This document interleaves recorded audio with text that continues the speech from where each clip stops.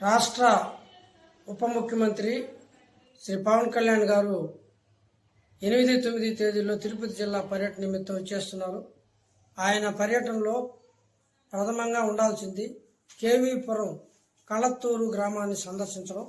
కళత్తూరు గ్రామంలో దళితులు మొత్తం నీట మునిగిపోయి బురదమయమైపోయి కదలలేని పరిస్థితి ఉంది.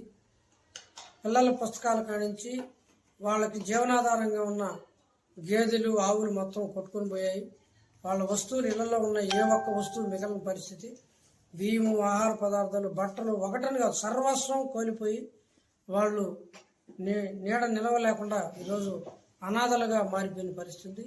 వాళ్ళని కలిసి వాళ్ళ బాధను తెలుసుకొని వాళ్ళకి పూర్తిగా భరోసా కల్పించాల్సిన బాధ్యత పవన్ కళ్యాణ్ గారి మీద ఉందని చెప్పి సిపిఎం గారిని విజ్ఞప్తి చేస్తున్నాం. ఈరోజు సిపిఎం పార్టీ రాష్ట్ర కార్యదర్శి వి శ్రీనివాసరావు గారు, సిపిఎం పార్టీ ప్రతినిధి బృందం ఆ గ్రామాన్ని సందర్శించి వాళ్ళకి ధైర్యాన్ని చెప్పడం, వాళ్ళ బాధలు తెలుసుకోవడం జరిగింది. ఆ సందర్భంగా జిల్లా కలెక్టర్ గారికి కూడా వారు చేయాల్సిన కర్తవ్యాలను వివరించడం జరిగింది. ఈరోజు వెంటనే వారికి మెట్ట ప్రాంతంలో 5 సెంట్లు ఇంటి స్థలం ఇచ్చి ఇల్లు నిర్మించవలసిన బాధ్యత ఉంది. అదే రకంగానే వాళ్ళు సర్వస్వం కోల్పోయిన దానికి ఖచ్చితంగా వాళ్ళకి నష్టపరిహారం 10 లక్షల పైన ఇస్తే తప్ప వాళ్ళు ఏమాత్రం కోలుకునే పరిస్థితి లేదు. ఇప్పుడు తాత్కాలికంగా 3,000 లేకపోతే ఒక బియ్యము అవి అందించారు. వాళ్ళు వండుకోవడానికి పాత్రలు కూడా లేని పరిస్థితి ఉంది. 10,000 రూపాయలు ఇల్లు శుభ్రం చేసుకోవడం ఏమాత్రం సరిపోదు.